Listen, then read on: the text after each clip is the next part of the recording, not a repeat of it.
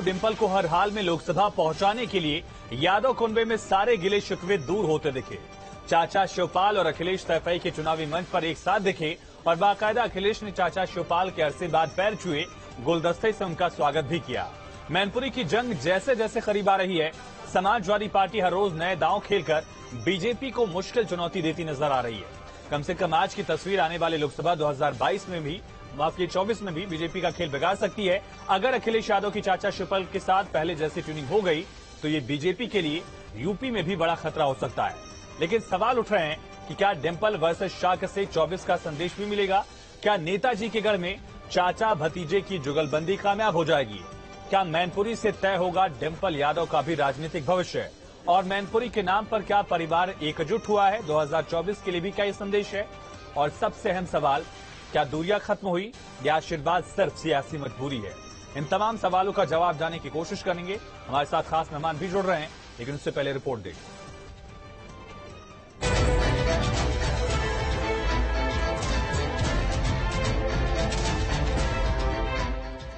गेंदा फूल से सजे मंच पर तालियां पीटी जा रही थी।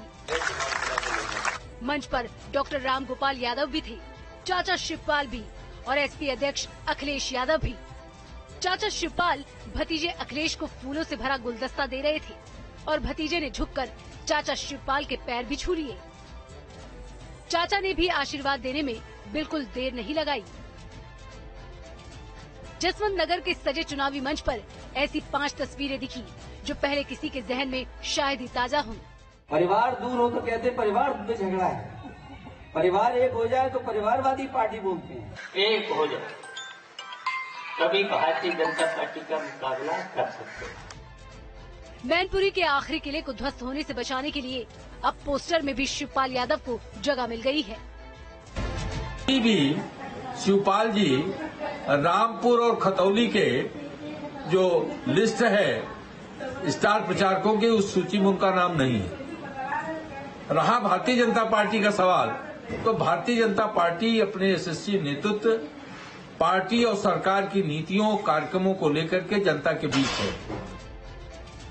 दरअसल अखिलेश के लिए ये आशीर्वाद इसलिए भी जरूरी था क्योंकि प्रदेश के 2 विधानसभा सीटों और 1 लोकसभा सीट पर उपचुनाव होने हैं। मैनपुरी में लोकसभा चुनाव होने हैं। बीजेपी की जीत के रथ को मैनपुरी लोकसभा में रोकने के लिए चाचा शिवपाल की शरण में जाने के अलावा कोई विकल्प भी नहीं था। Team news state. तो परिवार में चाचा रिटर्न्स, लेकिन इसका फायदा सियासी तौर पर कितना हो पाएगा? चुनौती बीजेपी के लिए कितनी बढ़ चुकी है? इसी पर चर्चा के लिए हमारे साथ खास मेहमान जुड़ चुके हैं। डॉक्टर डीपी यादव जी, प्रवक्ता पीएसपीएल के, और प्रोफेसर भवन भास्कर जोशी जी, प्रवक्ता समाजवादी पार्टी के, अशोक पांडे जी, प्रवक्ता भारतीय जनता पार्टी के, और साथ हम हमारे उसी वक्त एसबीएसपी के प्रवक्ता भी जुड़ेंगे। लेकिन पहला सवाल आज बीजेपी से, अशोक जी आपसे है। अहम लड़ाई हो गई है मैनपुरी की, जहां लग रहा था कि समाजवादी पार्टी के कुनबे में जो बिखराव है, यादव कुनबे में जो बिखराव है, उसका फायदा आप लोगों को मिल पाएगा। लेकिन अब लड़ाई उल्टी दिख रही है, चुनौती आप लोगों के लिए बढ़ गई। चाचा भतीजा संग संग जंग जो है वो और तेज आपके लिए है। देखिए, चाचा भतीजे इसके पहले कई बार साथ में रहे हैं और हमने अपने काम से जनता का विश्वास हासिल किया, हम जीते। मेरा ये मानना है कि अभी भाई लड़े थे आजमगढ़, तो भाई इनके गए थे लड़ने के लिए, वहां भी हमने इनको पटकनिया दी।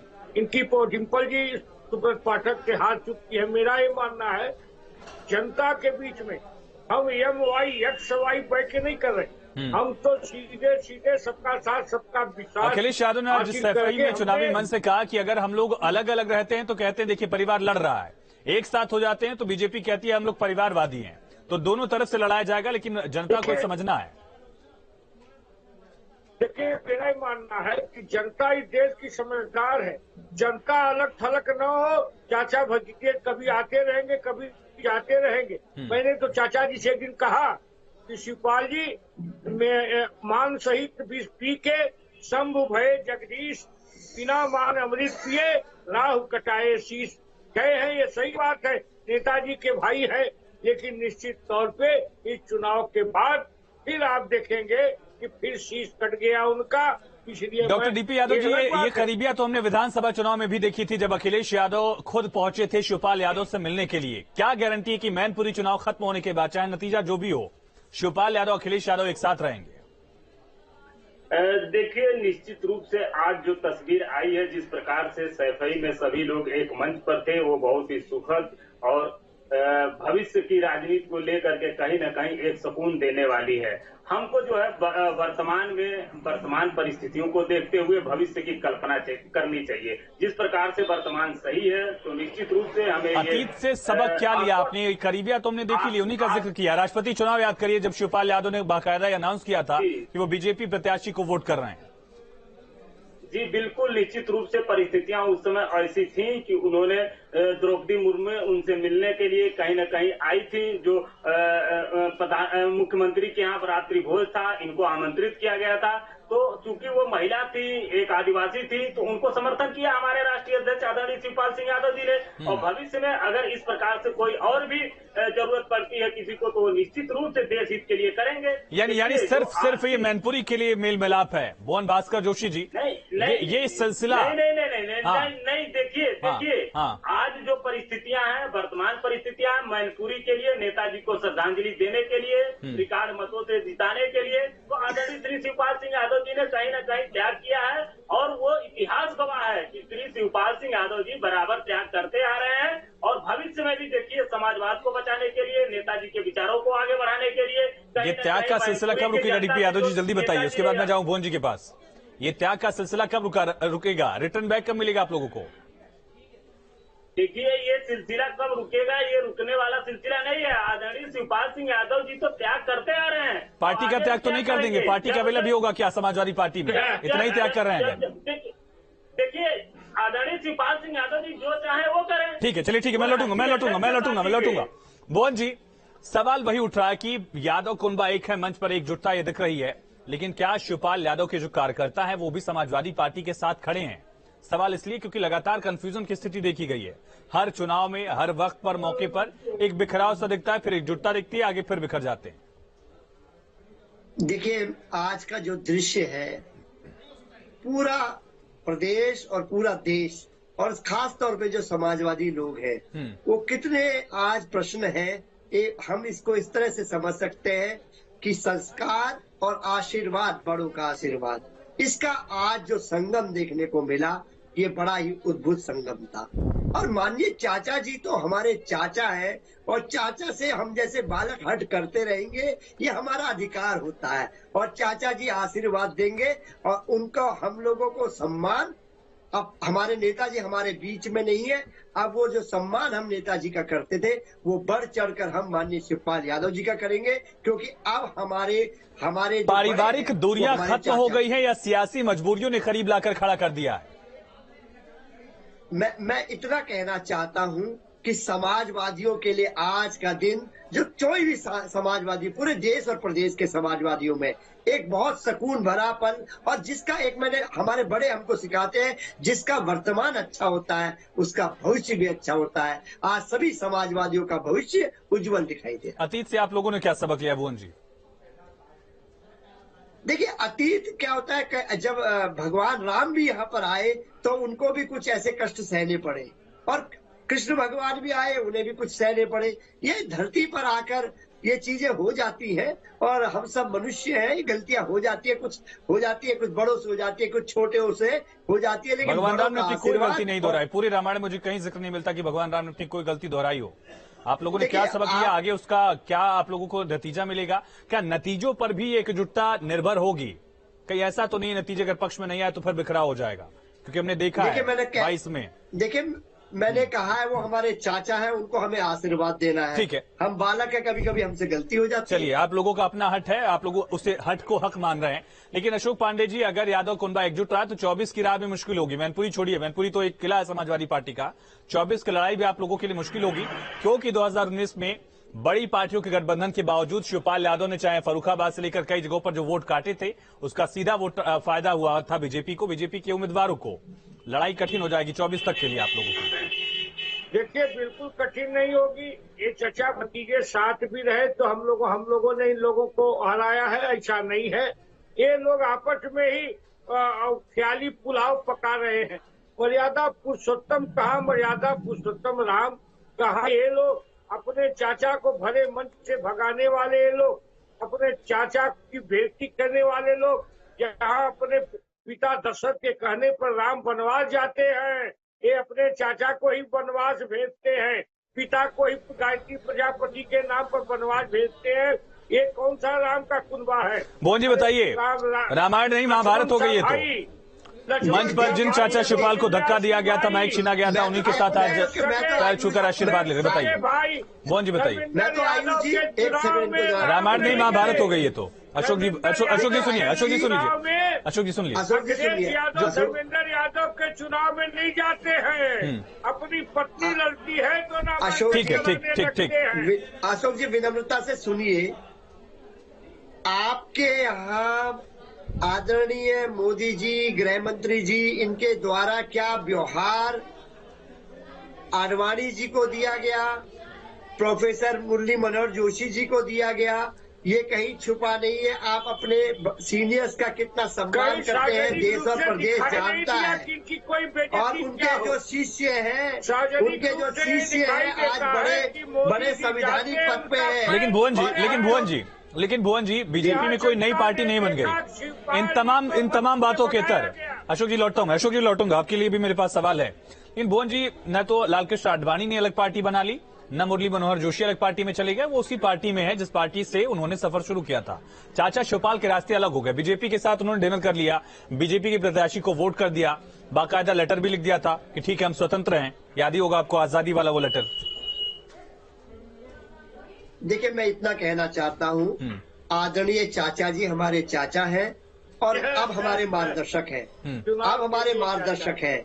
नेताजी के जाने के बाद वो हमारे मार्गदर्शक की भूमिका में है और वो हमारे बड़े हैं, उनको हमें आशीर्वाद वो मार्गदर्शक वाली भूमिका बीजेपी वाली मार्गदर्शक वाली भूमिका से सिमिलर तो नहीं हो जाएगी, जिसका जिक्र आप कर रहे थे कुछ देर पहले। इनके यहाँ तो मार्गदर्शकों को बर्फ में लगा दिया जाता है, हमारे यहाँ तो जो मार्गदर्शक होता है, आदरणीय माननीय नेताजी थे, वो हमारे मार्गदर्शक थे, हमारे संरक्षक थे। ठीक है।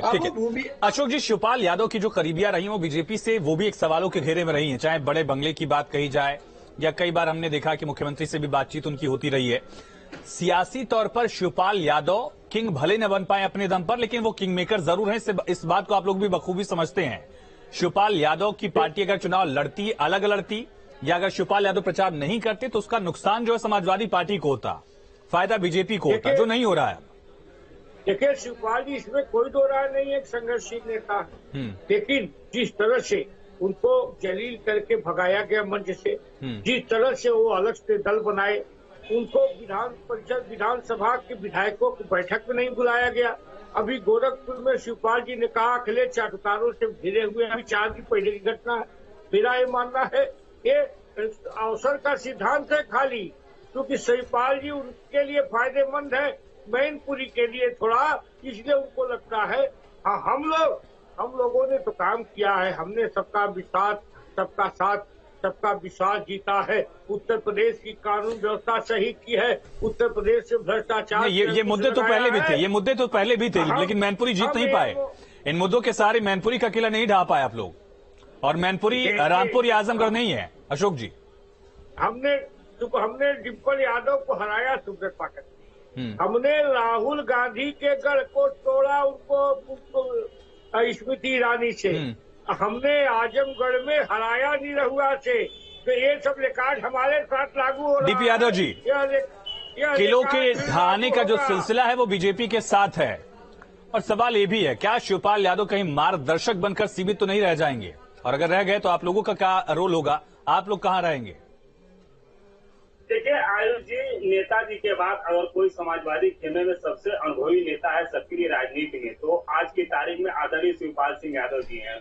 पक्षी नहीं विपक्ष, जिनको बैठक में नहीं बुलाया गया, समाजवादी पार्टी विधायकों की बैठक में, विधायक दल की बैठक में नहीं बुलाया गया, आपकी दुखती नस पर हाथ रख दिया अशोक जी। अलग थी परिस्थितियां, वो अलग थी आयुष जी, उस पर बहुत चर्चा हो चुकी है, हम लोगों ने जवाब भी दिया है, आपके चैनल पर भी तमाम चर्चाएं हुई थी। लेकिन इस समय जो सबसे बड़ा मुद्दा है वो नेताजी हम लोगों के बीच में नहीं है, नेताजी को श्रद्धांजलि देनी है। वही सवाल मैंने भुवन जी से पूछा, वही आपसे भी दोहरा रहा हूँ कि ये जो मंच पर हमने तस्वीरें देखी हैं, वो सच में दूरियां खत्म हो गई या सियासी जरूरतें हैं, सियासी मजबूरियां हैं? देखिए, आज की तारीख में सबसे बड़ी बात है कि नेताजी को किस प्रकार से श्रद्धांजलि दी जाए। पूरा परिवार एक हुआ है, सब कहीं ना कहीं मिलकर के नेताजी को श्रद्धांजलि दे रहे हैं। आज ये किस परिस्थिति में चुनाव हो रहा है मैनपुरी का, अगर नेताजी होते तो शायद ये चुनाव 2024 में होता, लेकिन सबके पास अवसर था। अच्छा ये बताइए, कल अखिलेश यादव ने कहा कि ये लड़ाई करहल वर्सेस जसवंत नगर है, समाजवादी पार्टी वर्सेस बीजेपी नहीं है। ऐसा तो नहीं है कि अगर चुनाव का नतीजा कुछ और हुआ तो जसवंत नगर के पाले में कह दिया जाएगा किधर से गलती हो गई? नहीं, देखिए कहने का आशय उनका ये था कि करहल ज्यादा मतों से जिताता है कि जसवंत नगर ज्यादा मतों से जिताता तो वो तो सब हम जानते हैं कि जसवंत नगर का फर्क जो है ज्यादा था, शिवपाल यादव ज्यादा वोटों से जीते थे। पिछली बार जब नेताजी जीते थे 2019 में तो जसवंत नगर में सबसे ज्यादा लीड दी थी, और इस बार भी मैं आपको दावे के साथ कह रहा हूँ कि आदरणीय नेताजी को श्रद्धांजलि स्वरूप हमारे नेता आदरणीय श्री शिवपाल सिंह यादव जी जसवंत नगर से रिकॉर्ड मतों से। ठीक है भुवन जी, लगातार समाजवादी पार्टी के खेले गिरे हैं, चाहे रामपुर की बात की जाए, आजमगढ़ की बात की जाए, बदायूं की बात की जाए, 19 में खुद डिम्पल यादव चुनाव हार गई थी। वो सिलसिला कैसे रुक जाएगा मैनपुरी में?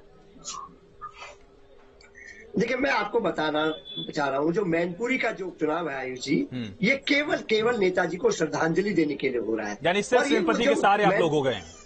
और मैनपुरी का मैं पूरी बात कर लूं, let me complete Ayush ji please. और मैं कहना चाहता हूँ कि जो वहाँ की आवाम है, मैनपुरी की जो महान जनता है, वो तैयार बैठी है। ये जो चुनाव है उन्होंने अपने हाथों में ले लिया है। ये चुनाव भारतीय जनता पार्टी वर्सेस जनता हो गया है। ये बात जब चुनाव का परिणाम आएगा तो आपको पता लगेगा। और माननीय डिम्पल यादव जी वहां पर इतिहास बनाने जा रहे हैं। इस बार का परिणाम देखेंगे तो वहां पर इतिहास। डॉक्टर दयाराम भार्गव जी प्रवक्ता SBSP के हमारे साथ जुड़ चुके हैं, लेकिन यहाँ भले जुड़ गए हैं डॉक्टर दयाराम आप लोग, लेकिन चूक गए। मैनपुरी में तो जुड़ नहीं पाए आप लोग, पर्चा खारिज हो गया। अब कहाँ खड़े हैं?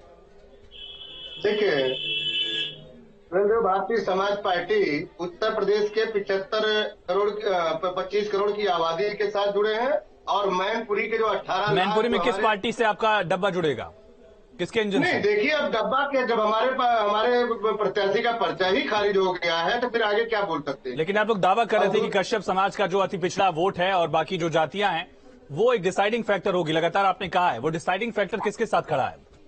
देखिए आयुष भाई, हमने उन वंचित समाज, पिछड़े समाज से जिनको हक अधिकार, समाजवादी पार्टी की 4 बार सरकार रही है उत्तर प्रदेश में, बसपा की 4 बार सरकार रही है, कांग्रेस ने बनाया, मौजूदा दोबारा जो भारतीय जनता पार्टी उत्तर प्रदेश में आई है, तो कहीं ना कहीं उन वंचित समाज की आवाज को कौन उठा रहा है? अभी आपके चैनल के माध्यम से केवल नेताजी को श्रद्धांजलि की बात हो रही है।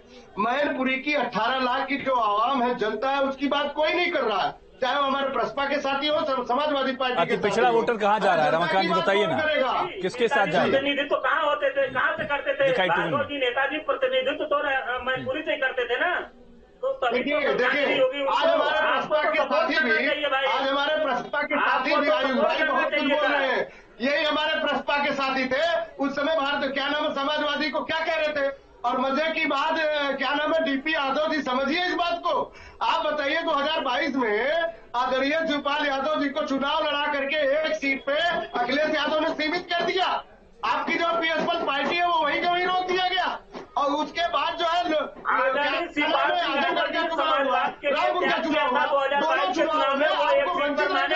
ठीक है, लेकिन डॉक्टर दयाराम जी ये बताइए, मेरे सवाल का जवाब नहीं आया। भार्गव साहब मेरे सवाल का जवाब नहीं आया।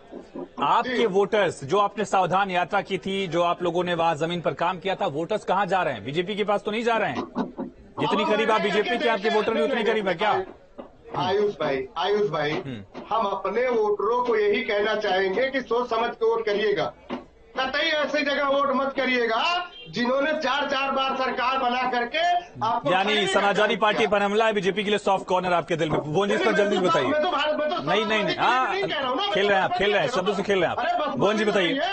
बसपा भी रही है, कांग्रेस भी रही है, मैं तो उसकी बात कर रहा हूँ ना। भुवन जी फायदा रमाकांत, हमारा जो अनुभव कहता है आयुष जी, जितना हमारा राजनीतिक करियर है, हम निश्चित तौर पर हम वहाँ गए भी हैं और अभी और जा रहे हैं। हम इतना कहना चाहते हैं, ये चुनाव आप देखिएगा, मैनपुरी की जो आवाम है वो बिल्कुल एक परिवार का जब सदस्य चला जाता है और महत्वपूर्ण सदस्य। मुलायम सिंह यादव का कद बड़ा था, फासला भी बड़ा होगा अशोक जी आप लोगों के लिए। देखिए आपको बता दें कि निश्चित तौर पे नेताजी बड़े नेता थे, जुझारू नेता थे, अंतिम आदमी के घर पैदा होकर यहाँ तक पहुंचे थे, उनको श्रद्धांजलि तो है। लेकिन नेताजी के जीते जी ही जिन लोगों ने उनके आदर्शों को कुचला, जिन लोगों ने उसी मंच पर नेताजी बैठे थे चाचा को भगाया, उनकी छोटी बहू नेताजी के जीते जी ही चली गई। इन लोगों कुकृत्यों से यह भी जनता देख रही है कि नेताजी को मारा तो। चलिए ठीक है, बहुत शुक्रिया आप सभी खास मेहमानों का इस चर्चा में जुड़ने के लिए, अपनी बात रखने के लिए। चाचा भतीजा संग संग क्या मैनपुरी की जंग समाजवादी पार्टी जीत पाएगी? क्या राजनीतिक तौर पर जो कुनबा एकजुट दिख रहा है ये सिलसिला बरकरार रहेगा 24 तक? और अगर ऐसा है तो क्या बीजेपी के लिए चुनौती मैनपुरी में बढ़ चुकी है? लेकिन सवाल ये भी है कि शिवपाल यादव जो लगातार अपना फैसला बदलते रहे हैं, अपना स्टैंड बदलते रहे हैं, उनके कार्यकर्ताओं तक, उनके समर्थकों तक क्या संदेश गया है? और ये एक बड़ा फैक्टर होने वाला है मैनपुरी उपचुनाव में। छोटे से ब्रेक के लिए यहां पर रुकते हैं।